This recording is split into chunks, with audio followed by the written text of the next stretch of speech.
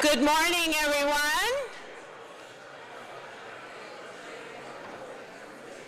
Good morning and welcome. My name is Su-Ling Ching. It is my honor to be the President and CEO of the Ottawa Board of Trade. On behalf of Mayor Mark Sutcliffe, the Ottawa Board of Trade, and the Ottawa Business Journal, welcome to the Mayor's Breakfast, the last one before we all break for the summer, and look forward to seeing you again in the fall.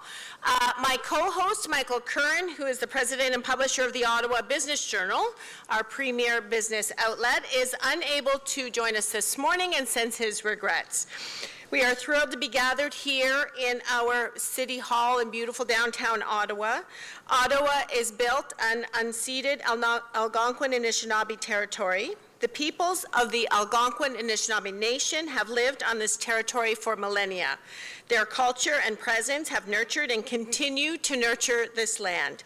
We honor the peoples and land of the Algonquin and Anishinaabe Nation. We honor all First Nations, Inuit, and Métis peoples and their valuable past and present contributions to this land. I want to say thank you again for the team at City Hall for making us so welcome. I hope you enjoyed our new healthy breakfast format and that you had a lot of opportunity to make connections with other folks here.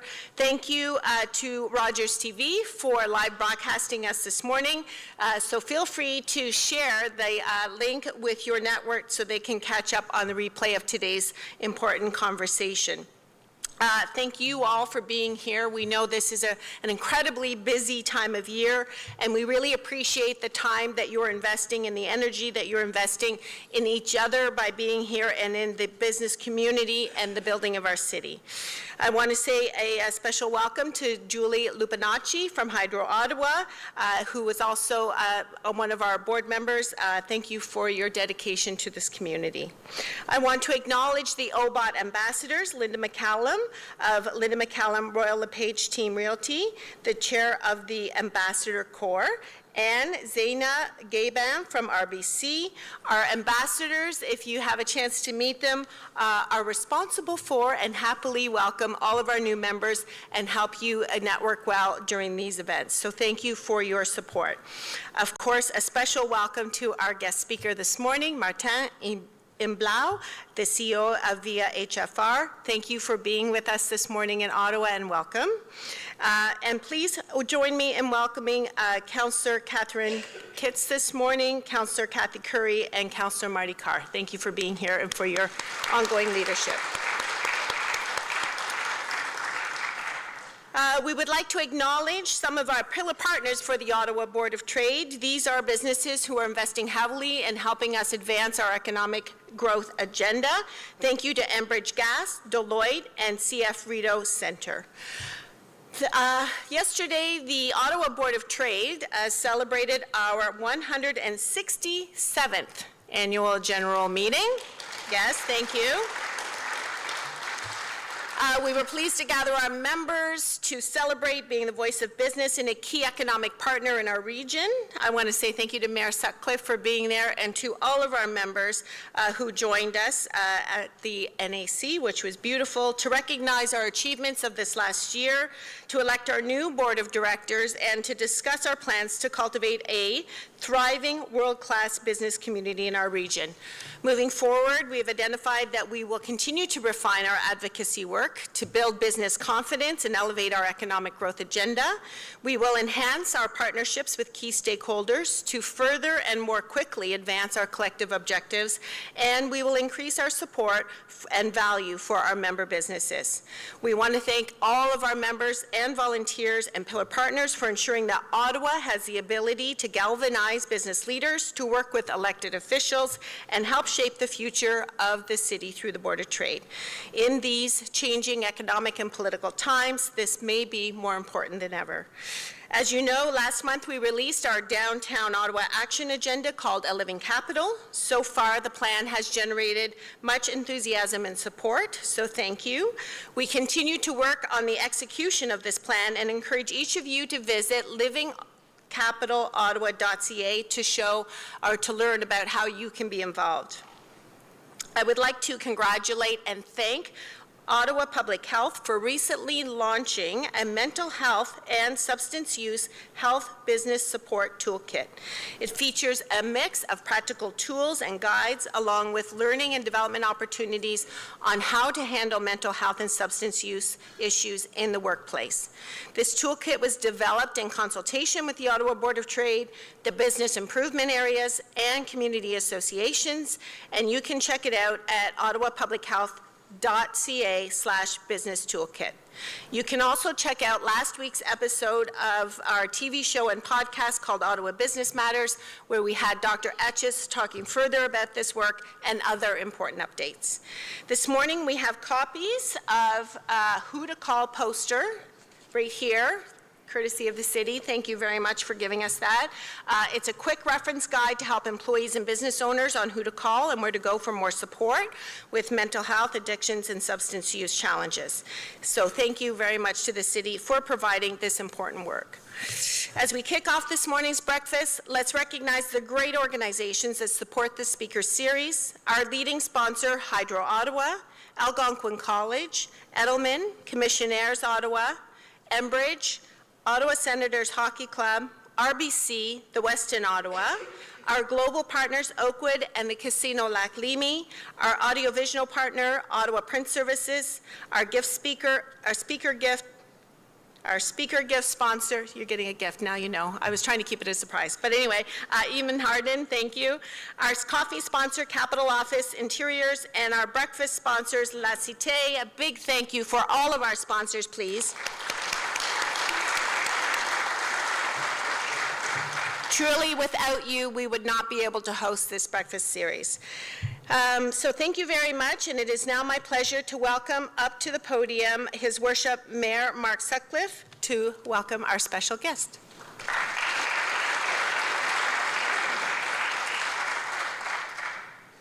Thank you, Suling. Bonjour tout le monde, and Suling, congratulations to you and your team on the AGM yesterday, 167 years. That's amazing.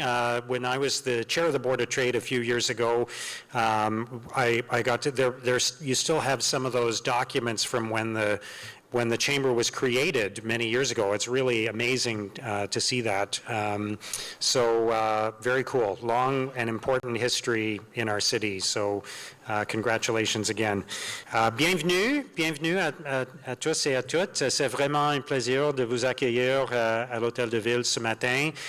Great to see you all. Great to see so many familiar faces and some new faces here this morning as well. I want to recognize my colleagues. C'est toujours un plaisir d'être ici avec mes collègues du Conseil municipal, Catherine Kitts, Kathy Curry, et Marty Carr. Bienvenue. And you know, there's a lot going on in our city, and I want to share a couple things with you. There's, you know, I find it fascinating to see how people react to things in the city, and you know, I think you know how much I love this city. It's my hometown. I've lived my whole life here, and we face a lot of challenges as a city, but we have so much going for us and so much opportunity, and we have so much to be proud of. And yet I find we still encounter a lot of skeptics every step of the way. And it's really easy and convenient sometimes to be a skeptic. And so, for example, we're going to talk with Martin this morning about this very exciting plan for high-frequency rail in Canada. And I'm sure he's encountering lots of people who are saying, oh, that's never going to happen. You know, we've talked about that before.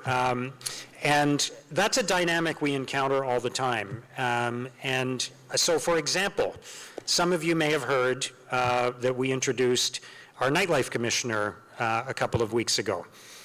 Very exciting thing for our city. The nightlife economy is so important to our city. And yet, of course, and I knew this was going to happen, right? I predicted it. I told my staff, watch for this. You know, there's going to be a bunch of columns. Oh, you know, Ottawa thinks it can be fun now. You know, Ottawa's trying not to be boring anymore. You know, Ottawa's hiring a bureaucrat so that it can start, you know, building a new reputation. And it's so predictable. And quite frankly, the only boring thing about Ottawa is the people making those same lame jokes over and over again about our city.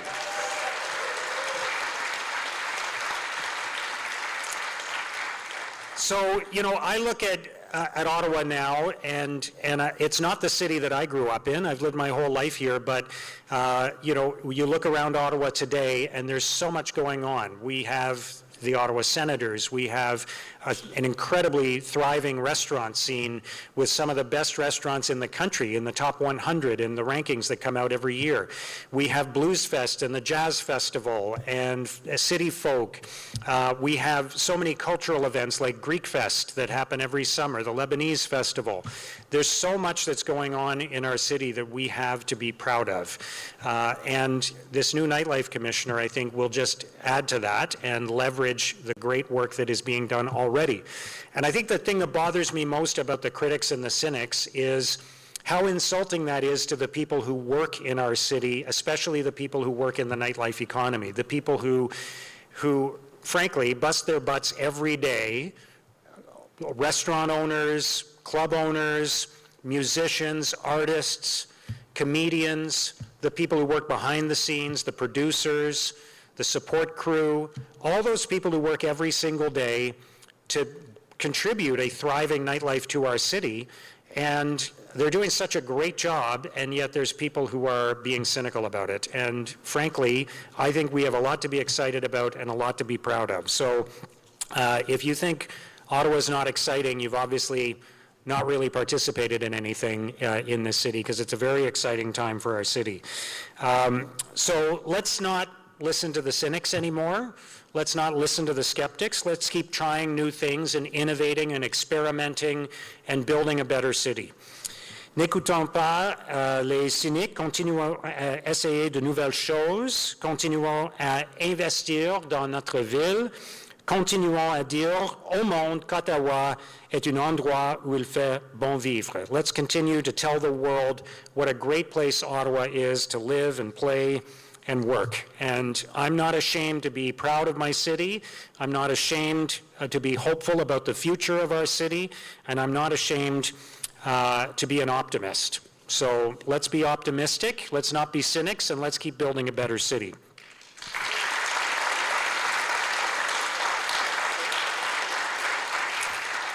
So that brings me to my guest this morning, who is developing something that's very exciting that Ottawa is going to be a big part of. And I'll tell you, when I first heard about this project, I thought, okay, this has great potential, and I hope Ottawa, it figures prominently in these plans. And then I had the opportunity to meet Martin, and we had a great discussion, and I'm really pleased that Ottawa will be essential to this plan for high-frequency rail that will potentially transform Canada. Via High-Frequency Rail is developing a new, fast, reliable, and more frequent passenger train service in the corridor from Toronto to Quebec City.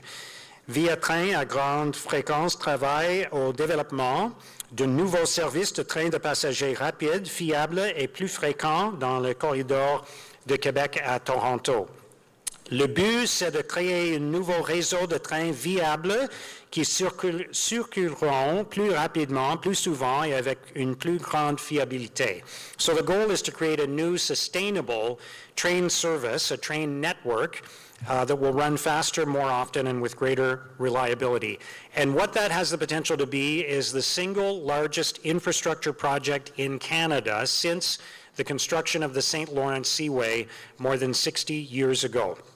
So imagine this proposed network of 1,000 kilometers of dedicated and electrified tracks with stops in Quebec City and Montreal and Ottawa and Toronto. And behind this huge endeavor, with great ambitious plans, is my guest this morning, the CEO of Via HFR, Martin Imbleau. La vision de Martin est de fournir des solutions aux défis de transport interurbain, du logement et de la croissance économique régionale.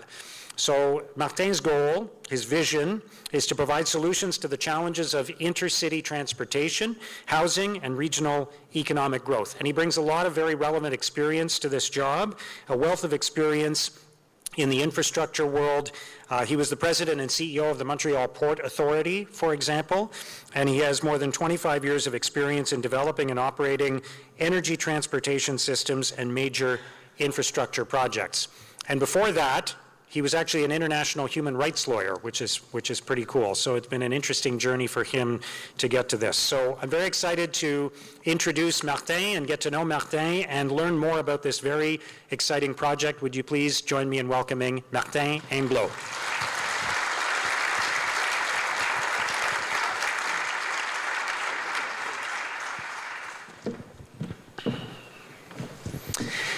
Bienvenue, Martin. And I have to tell you, when we met, I got really excited about this project. So that came from you. You have this infectious enthusiasm for what you're working on, and I know you see this as a huge opportunity for Canada, but also this has a potential to be, you know, your signature project in your career. You're going to spend potentially the next decade working on this, right? Well, a signature project for the country. Enthusiasm has to be contagious. This is the best job in the country. The second best job is nightlife commissioner. No, I do come to Ottawa very often now, and the city has changed. It's fantastic. The food scenery is just fantastic. I eat all over the place, so thanks for the introduction. I can testify. Listen, this is not about building rail. It is about being efficient in moving heartbeats of Canadians. It's building 1,000 kilometers of new rail tracks for people to commute much more efficiently. We are dead last in OECD country in terms of productivity, and one of the reasons is that our transportation, intercity transportation system is not efficient. So that's why I accepted that job, and I have a fantastic team, but the enthusiasm is that because that project should have been built before, now is the time to do it. So thanks for receiving me, and thanks for being here this morning to learn a bit more about this new project. We're very excited about it. So how does an international human rights lawyer end up developing our plans for high-frequency rail in Canada?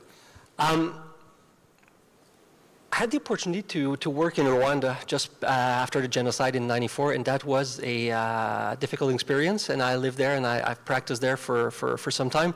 And after that, when I came back, I decided that public service was going to be my life. So I've been developing infrastructure in the public sector basically for the last close to 30 years. Energy infrastructure and then freight infrastructure. But I realized when I got a call by the chair is that we don't have in the country, the only G7 country that does not have a high-speed train to improve and increase our productivity. We have Via Rail that is there, but Via, unfortunately, is constrained. So when I learned about this, I said, my God, it's not a project that comes from the government. It's a project that the community requires. We need to do it. We are not productive and we're not rich enough not to do it. So the first step of the mission is to educate and talk about the merit of the project, because it's going to be long, it's going to be difficult, but we'll make it happen. So it's the public service nature behind that project that was really appealing to me, and will make you proud.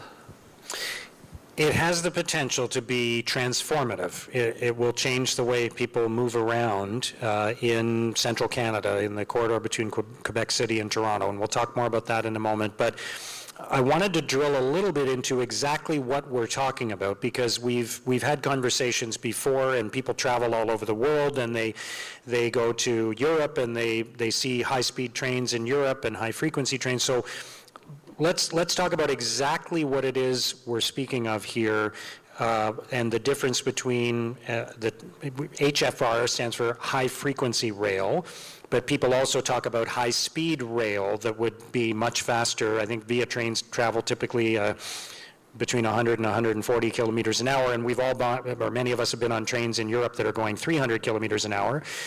So what exactly are we talking about? High frequency notion is a bit confusing, I have to say. Our name, our corporate name, is not the sexiest one, and that has to change, and it will evolve. So put that aside. If you close your eye, I just don't like the name, and I said it to the minister on a few occasions. But anyway, when you close your eyes, you're in Europe. You take a train downtown. You commute from Paris to Amsterdam on a high-speed train, efficient, electric most of the time, on time, reliable, and it shortens the distance. That's what we're talking about, a train between Quebec and Toronto that follows the standard of European train. So it will be fast. It needs to be fast, it needs to be reliable, it needs to be frequent. You want to jump in your train at 7 in the morning in Ottawa and be in Montreal at 8:10. You want to start your day in Ottawa and be in Toronto before breakfast and be back late afternoon for you to attend your soccer game for your kids. So fast is definitely one requirement. How fast? We're doing a very interesting process right now. The government is taking its time to do it right, so we're associating ourselves with the private sector. Government alone cannot do this, that I'm persuaded. So with the private sector, we're associating ourselves, and we've asked them, provide us with two solutions. One that has to reach 200 kilometers per hour. So way faster than the current situation, because VIA can be fast, but they don't own the track, so they have to slow all the time. So first option, 200 kilometers per hour. But we've also changed the scope of the international request for proposal, and we said, go as fast as possible. What is possible in that 1,000 kilometers corridor so we can change how really people commute for the next 75 years. And what we're seeing right now, and we'll maybe talk about what the future comes, is that it will reduce significantly the journey time. Today, if you take the train between Montreal and Toronto, it takes 5.5 to 6 hours. So if we can reduce that to 3 hours, and or Ottawa, Montreal in an hour, that will change significantly how people commute. So for us, it's providing you with a service that will increase your productivity for workers, for tourists, for students. There are 700,000 students in the corridor who commute in a way that is too costly, not efficient enough. So that's the type of ambition that we're talking about, that we're developing, and we'll talk probably about the calendar a bit later. So both fast and frequent. That's what I'm hearing. That's and reliable. It has to meet the three options. Yeah. You don't think about it like all the initiative that you're developing in the city, Mr. Mayor. It's fantastic. You come to Tremblay Station, you don't think about it. You jump on the LRT. What is happening in the city has to happen intercity. Fast, reliable, efficient. You don't think about it. You don't jump in the plane that costs you $1,000 to go to Toronto, or to take your car and be stuck on the highway for 3 hours to get to Montreal. You say, you know what?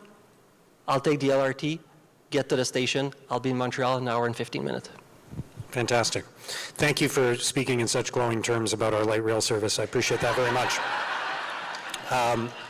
And if you ever encounter anybody who knows about axles, please introduce them to us. Not going there. I get to make those jokes, you don't. Yeah. The other thing that excited me about our conversation, that I hope you're okay with me mentioning here, is how important Ottawa will be in this network, because I think what we always talk about in Ottawa is how we're between Toronto and Montreal, and we're sometimes, sort of plan B, not plan A, when it comes to infrastructure, transportation. So we have to, if you're flying to Europe, you got to fly through Montreal or Toronto, except for the wonderful connection we have now to Paris. But what you're describing is Ottawa being a central part of this amazing new infrastructure. Ottawa is a definite must. It's a mandatory stop. We have 7 stops. We don't need 12 stops. We have 7 stops. And the promise is clear. Ottawa is there. Because there's 3 capitals in that corridor: Quebec, Ottawa, Toronto. And have you driven that corridor? It just takes forever. You get stuck in highways, all of them, and plane tickets are quite expensive. So we don't exchange enough between the three capitals. Then, of course, economic metropolises. 60% of the population live in the corridor, 40% of the GDP. So we're looking at options, how to be as efficient as possible to link Ottawa. One of our objective and obsession is to ensure that we pick options, selection, stations for generations to come. Let's not think about how people used to commute 40 years ago or right now, but what are the no-regret move that we will be interconnected to your system, your Sutcliffe, in the region. What is the most efficient way to avoid having 2 or 3 different transportation modes, but be as efficient and seamless as possible? So we're doing this in the 7 stops. So Quebec, Trois-Rivières, Montreal, Laval, Montreal, Ottawa, Peterborough, and Toronto. So those are the mandatory stops, and we're looking at different options, how to be as efficient as possible in the region. Can you describe how transformative this has the potential to be? I think about when rail was first introduced to Canada, whatever, 150 years ago, how much that changed the country, and people began traveling, and we, hotels were built near the train stations, and it launched a different kind of tourism at that point. So to me, this seems potentially very transformative for this part of Canada. Where's Miguel from the Casino Hotel? I said to Miguel, you better start thinking about an expansion, because the tourism that comes with a speed train is just fantastic. People commute more and move more. That's why most of the airports like the fast train, because it brings more people to travel more. This is a mobility project, not a track project. So for tourists, it's absolutely extraordinary. For students, I've mentioned, too often we limit the geographic scope of students that move around, and it just costs a fortune. If you live in Trois-Rivières and you want to be in Montreal, or if you live in Peterborough and you want to study at University of Ottawa, well, you'll take an apartment because it takes too long, it's too expensive. But if you can commute, you'll do the back and forth and maybe stay just a day or two in the city and be able to live in your community. For the business community, that is just the potential to change a lot of things, because we'll get closer and closer. 25 million people getting basically more closer to each other, be more productive. You've mentioned the example that I prefer the most, and that's the type of ambition that we have in mind. The St. Lawrence Seaway was built 75 years ago, and it took forever to be built because it was too big, too long, too difficult to build. And then the US and Canadian government agreed, and it was built. It cost $700 million 75 years ago. So today it's probably $8-9 billion. If you were to look at the construction cost of doing it, it would be tens, if not hundreds of billions. Calculate the economic benefit of the country over the last 75 years. It has repaid itself multiple times. The prairies would not be exporting their grains through the St. Lawrence Seaway the same way. Ontario and Toronto will not have grown at the same pace. Well, we need in Canada, for the transportation of passenger, the same thing that we've put in place for the transportation of freight. It is an absolute must that we do it for the next generation. So it's not an expense, it's an investment for our country's future. That's a great way to look at it. I think as well about the Panama Canal, for example, right? That, if you read the story of the Panama Canal, how difficult it was to do, how much over budget it was, and how many failed attempts there were to build that canal, and it was an absolute mess for many years, and then they finally got it done, and it's obviously changed the world. And so that's the way we have to look at these kinds of projects. So what is the timetable? So you mentioned now you're doing work to educate people about the opportunity, you're working with the government, you're working with the private sector. How does it play out from here, and what is the timetable? I really like about talking about the vision because it's very exciting and it's fun to pitch. But there's another side of project management is the boring stuff and how to say things in reality to elected officials and to government, is that this has to take its time and follow the right project management recipe. So taking your time early will allow you to go faster down the road. So 3 big phases. Right now, we are in the international request for proposal phase. So we've reached out to a few consortium. There are 3 in competition today, and one of them will be selected, not tomorrow to build, but the very innovative way of developing a project is to be around very early in the process. That's my job, that's my corporation job, is to assist and be present all along the way. And we'll associate ourselves with the consortium that is composed of international players to look at the engineering, permitting, reaching out to communities, establishing the relationship and partnership with the indigenous communities. And that's going to take a few years. Is it 4, 5? Let's say 5 years. After we've done that job, construction can start. If we don't take the time to develop properly for those 5 years, we will regret it. So taking our time is going to be very important. And then construction. 1,000 kilometers is a long linear project. I've built long ones. This one definitely is the longest one I've ever been involved in. So we don't think that doing one project is the way to go. We think we should segment it and build a portion. They're all large portion. And while we build it, we develop it, we build it, we learn, and then we move to the next segments. It's how we think we generate more economic benefit locally and how we can learn and go faster. So that's going to take some time. So is it 12, 13, 14 years to build the whole thing? I don't know yet. I will resist having precise date. Politician likes to pitch numbers and dates. I'll be the boring one in the room saying that we haven't done our homework yet, so please allow us to do our work before we pitch numbers. Yeah, take my advice, don't say when it's going to be finished. Yeah. It'll be done when it's done. In terms of how it will work, are you looking at going into the downtowns of cities, and is this all new track that's going to be built to support this new system? Most probably dedicated tracks, so new dedicated tracks because we need to get out of the CN and CP. Someone said to me before, well, why don't we increase passenger rail on CN and CP? Well, I was at the CEO of the Port of Montreal during the supply chain crisis. The last thing the country needs is to slow down the economy. So they need to be performing well. We need to be fast and reliable, so we need our own dedicated tracks. Where will we go? Will be developed over the next few years.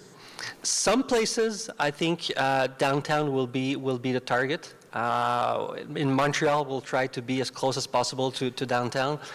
Toronto as well. For other cities, we don't think downtown is appropriate because of their future development. We need at their urban plan for the next 20, 30 years, so we need to commute efficiently in accordance with what they have in mind. And others have pretty efficient existing system, and so our mandate will be to connect seamlessly to existing services. So it's not going to be a cookie cutter approach. We'll pick the best approach, and we'll try to be as direct as possible to be as fast and efficient as possible. But in theory, you could come into downtown Ottawa, or you could connect to other transportation infrastructure so that people can walk off your train and get onto public transit and get right downtown very efficiently. That's the kind of model you would look at. That is the intent. That's the model that we have in Europe. You don't have to take 3 or 4 different services. You need to limit them. Gen Z will kick our ass. Gen Z... They already are. They are not taking the driver's license right now. And they're looking at us and say, we need electric train to be more efficient. And they want a seamless service. So if we want for them not to follow our bad habit, we need to provide them with the right solution. So having an electric train that connects efficiently with all the communities, that's the way to go. This is something that has been talked about before, the idea of having this high-speed or high-frequency rail corridor in central Canada. And it kind of has been talked about conceptually, and people have proposed things, and there have been committees, but, you know, it feels like this time it's advanced a lot further than in the past. It's much more real. There's a CEO in charge of it. You have a team. You have a budget. So am I getting that right, that we are much further along than we've ever been before on a project of this nature? We've never been that advanced, but I understand the skepticism. But we've never been that advanced. I said to my board and the team, and by the way, there's some board members that are in the audience today, I didn't quit the job of CEO of the Port of Montreal, that is a 200-year-old institution, to develop a pipe dream, because I believe that we'll make it. Second, we have a corporation dedicated to this, and it's been funded for the next years. Third, we have 3 private sector consortium that are spending huge amount of time developing solution. And third, the law of gravity is strong. You cannot fight against it. It is required. So it's not our project, it's your project. Mayor Sutcliffe, it's your project. You need to make this a reality. You need to desire it. You need to communicate that it is required. Because if it remains our project, once again, we'll do something else. If it becomes your priority, it will pass the test of time, and we will do it. I think that's a really important point, because you're talking about a project that will take potentially 10 to 15 years to build. We're going to see changes in government over that time. We're going to see lots of change we're going to go through different economic cycles during that time. So how do you ensure that this remains a priority going forward, even as circumstances change? Because it's tough. In this climate right now, it's tough to advance ideas that require government funding that go beyond a government mandate, right? It's very challenging. Short-sighted is really how governments operate. But I think for this project, we can rally everyone because it provides benefit. It will generate significantly more benefit, economic and environmental benefit. Have you seen the heat wave these days? The second heat wave in Ontario and Quebec before summer. First time it has happened. So there's something out there about the climate situation. And building an electric train that reduced significantly the GHG in the country. It's the largest transportation project in the country to reduce GHG. That is also a priority. But from an economic perspective, I think people appreciate that we need to be doing it. We'll also be able to reduce the subsidy or potentially eliminate the subsidy to the current system. So it's for the economic benefit, it's also a big plus. So I think it will pass the test of time. I'm not concerned because all along the corridor, people are saying that, you know what, we need this. It should have been built, and we'll make it a priority. It's not an Ottawa thing. It's again a project for the heartbeat along that corridor. Yeah, and I think the way you framed it is really important, that it's not a dream, it's a necessity. It is innovative, but it's been done before in other places. We're not breaking new ground here. We're behind other countries when it comes to this. It has the potential to be an economic driver, but I like what you said there as well. I think the system that we have now is not sustainable without government support, because it's not fast, and it's not as fast and as reliable and as frequent as it needs to be to generate the passenger traffic that is required to sustain it financially, right? So if you build a different model, then it can be sustainable, not just environmentally sustainable, but economically sustainable. Yeah, the current situation is not sustainable. We cannot add train on the current system. Simply cannot, because we would affect CNCP. Second, there's 4 million passengers today along that corridor. We think we'll have 25 or 30 million passengers when we're in service. Huge difference. What are the options of not doing it? And let's calculate a few things. How much more highway do we need to build? and maintain. And then you have the induced traffic, so you increase the traffic, and then you have to take your car, or you have to pay your plane ticket. What is the cost of the alternative of not doing it? Significantly larger than doing this. Second, this is an investment that will stay in the book of the country. Third, the operation and the risk of operation will be done by a private sector. So that's why I like the model, is that the government does its role of having the asset, being the owner of the strategic asset, but then you associate yourself with the private sector to reduce the subsidy, increase the productivity, and transfer the risk. So I kind of like that model. How do you deal with and respond to the skeptics? Because that's something you're going to be encountering a lot during this process.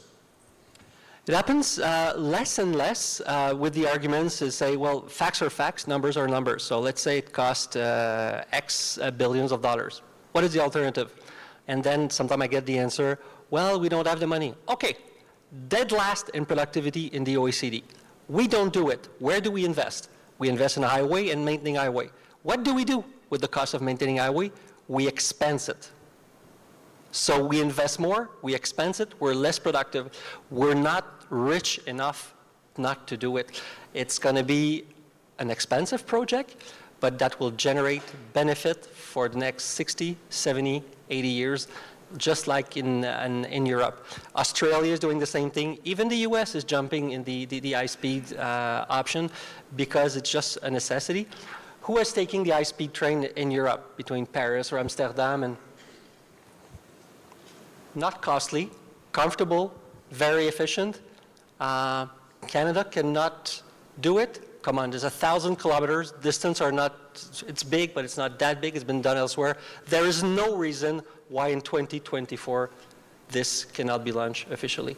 That's why there'll always be skepticism out there. I've been in the energy business I spent 25 years. When the Bay James was launched in Quebec, and you know what was the price of oil in the late 60s, early 70s? Less than $1. $1 the barrel of oil.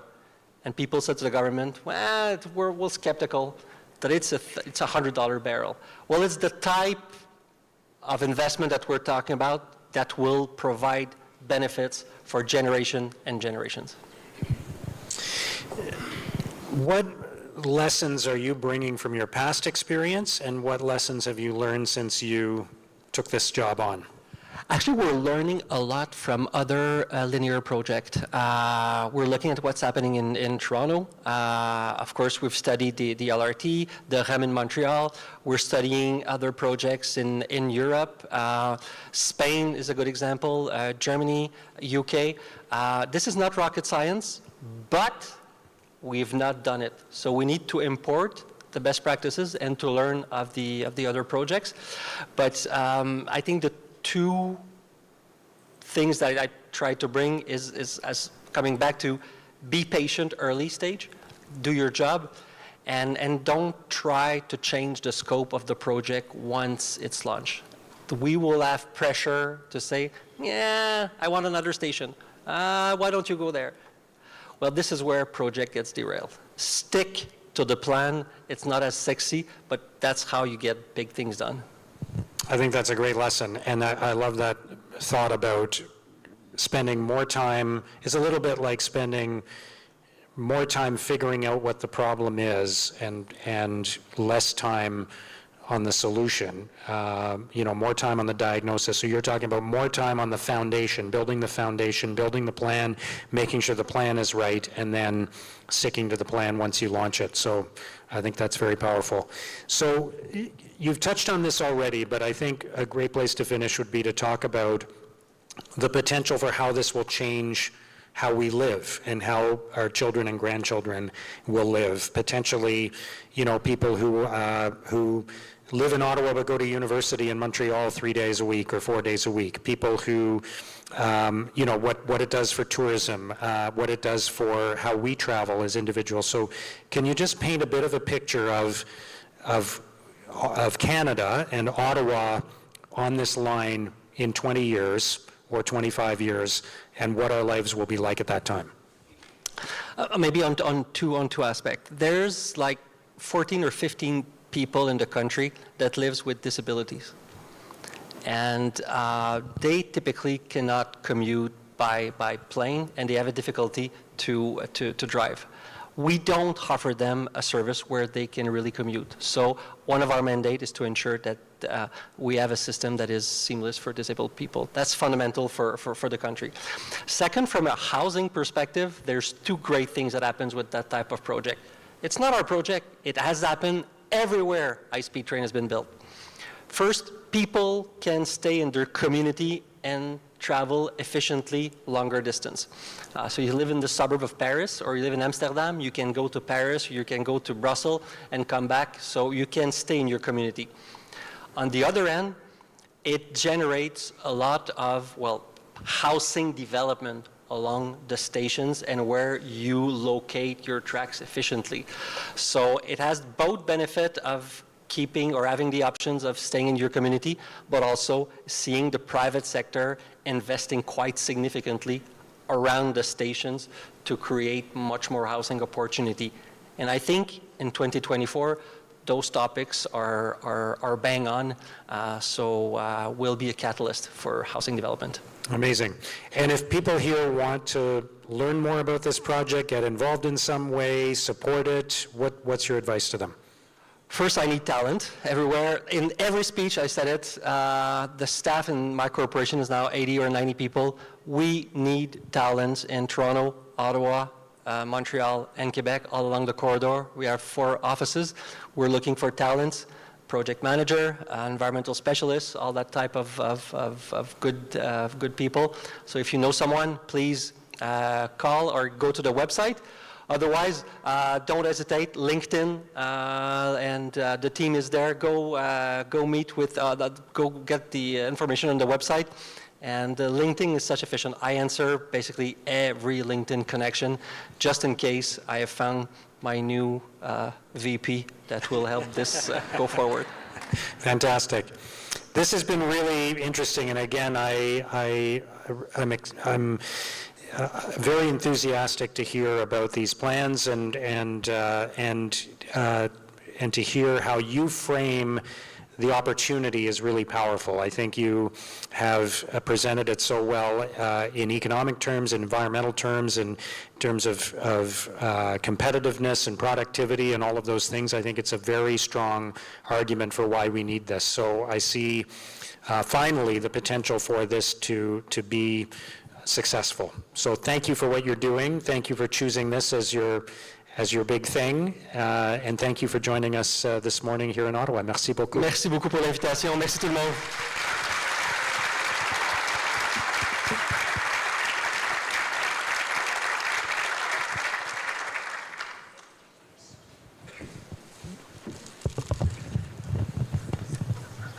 Thank you very much for that exciting conversation. As a gesture of our appreciation, we have a small token for you. I want to call on Hayden Bechtold from Inman Harden to come forward and present you with a gift. You can give it to Hayden. You can give it to Hayden.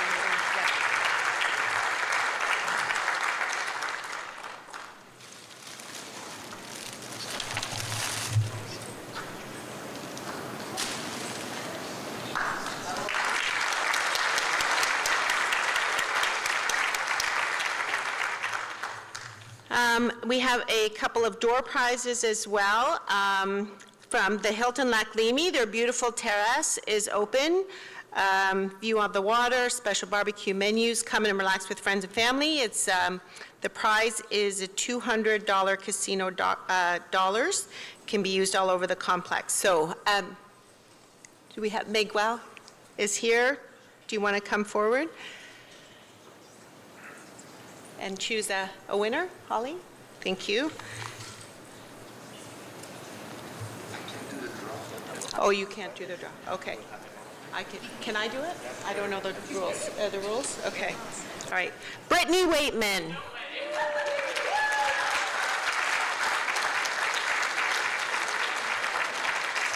And then if Ethan Mosenberg can come forward, we have a wonderful gift, a signed Giroux Hockey's Ottawa Senators jersey from the Ottawa Senators Hockey Club.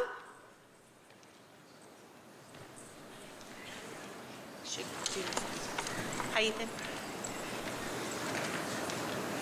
Walter Noble from Children's Aid Foundation.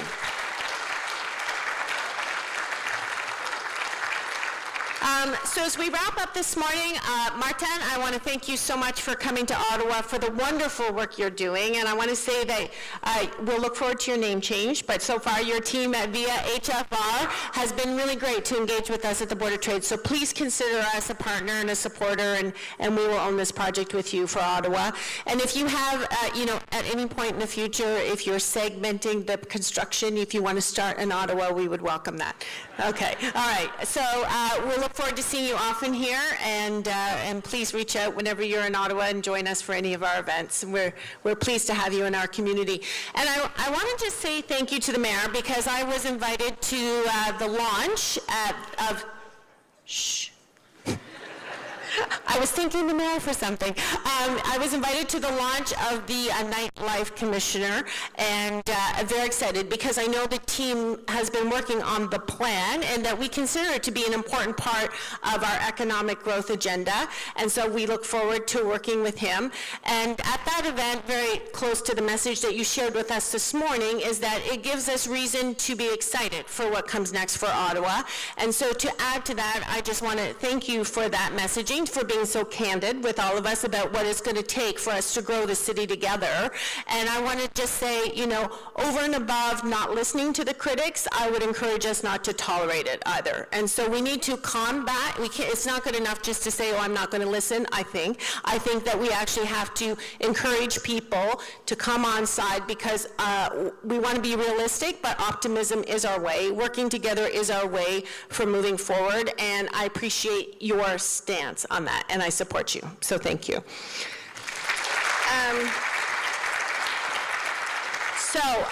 Thank you again to all of our sponsors today.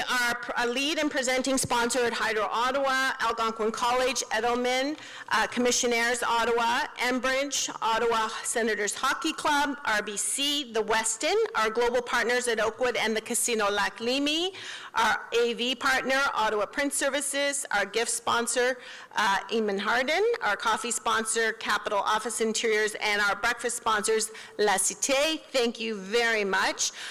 Tomorrow night, we're excited to be celebrating our young leaders of Ottawa at the 40 Under 40 Gala. So thank you to everyone who is joining us. And if you're not able to join us in person, please celebrate online, because I know a lot of them will be posting and they're super excited about the evening. And I think it's hashtag #OT40. Hashtag #OT40. So if you're at the opening of the Jazz Fest and you can't come with us, then at least you can be online and help celebrate these young leaders of today and tomorrow.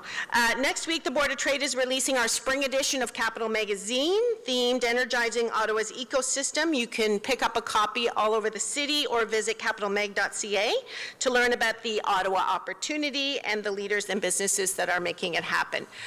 The Ottawa Board of Trade and the Ottawa Business Journal are thrilled to announce our highly anticipated annual golf tournament. So I hope all of you will be able to join us. This long-running event typically does sell out, attracting top business and community leaders to network, to meet new prospects, to enjoy a day with your team, and be outdoors. It will take place this year at the Greyhawk Golf Club, spanning two 18-hole courses and bringing together over 240 golfers. So join us and mark the date for August the 20th. Registration opens now, is open now. So get your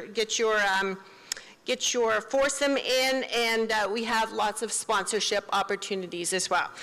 On behalf of OBJ, the Board of Trade, and Mayor Mark Sutcliffe, thanks for joining us.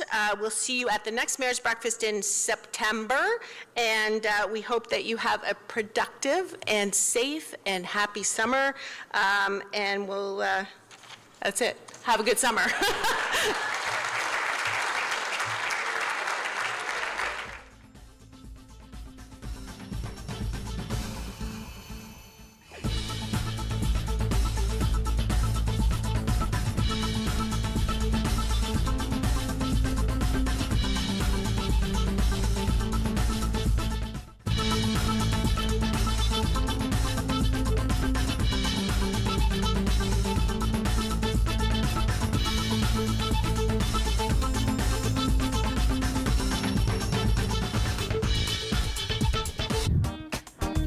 reposition those feet. Good. Bend the knees a little bit. Awesome. And this time we're going to hold on to the band and add a twist. Anytime we move your upper body, it really does challenge that balance. And even though your both feet are on the floor, it's still tough. You got to really tighten up that core. All right. Now, if you want to challenge yourself a little more with this, like last time, you can lift. Ooh, see, I'm being challenged too. You can lift your toe. Good. And continue. Now, if you have osteoporosis, just a reminder to move the arms, but keep your torso facing the front of the room. All right. Our next option is to lift like we did on the other leg. Okay. More challenging to be balancing on one foot. Good, and release. All right, so let's finish up. We're going to take a few deep breaths here. Reach up, inhale, and exhale. And again. Good, and one more time. And thank you so much for joining today. Keep up the balancing. Keep up the good work. We'll see you soon. We hope you enjoyed today's workout. Don't forget to visit rogerstv.com for schedules and listings of other great workout programs that you can enjoy right in the comfort of your own home. Exercise is just one of the steps we can take towards healthy living. Be sure to safeguard your home against hazards that could result in slips, trips, and falls. Don't forget to schedule regular health checkups with your providers and enrich your body with plenty of rest, water, and nutrient-dense foods. Visit ottawapublichealth.ca or call them at 613-580-6744 for some excellent tips and publications on the many ways you can maintain a healthy, safe, and happy lifestyle. Thanks for watching, and we'll see you next time.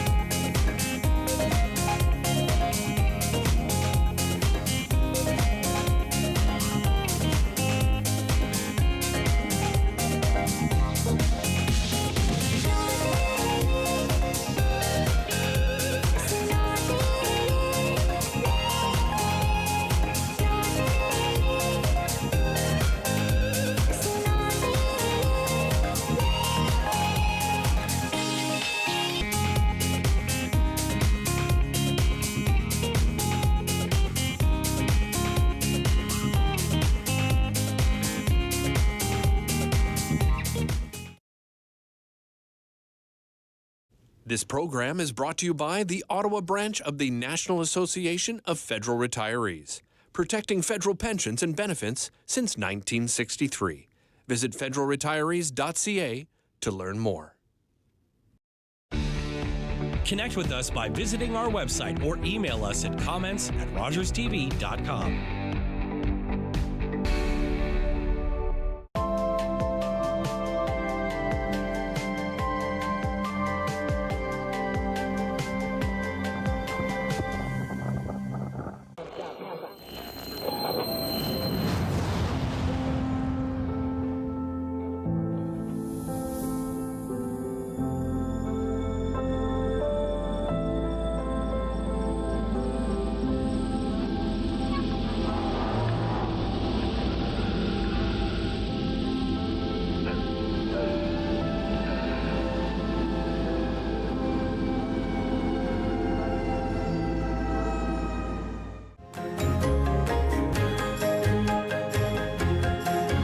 Join us for the new season of Ottawa Storytellers, right here on Rogers TV.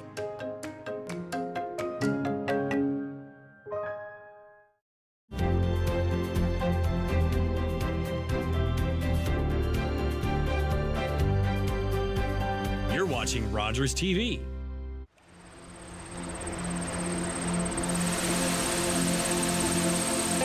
Yoga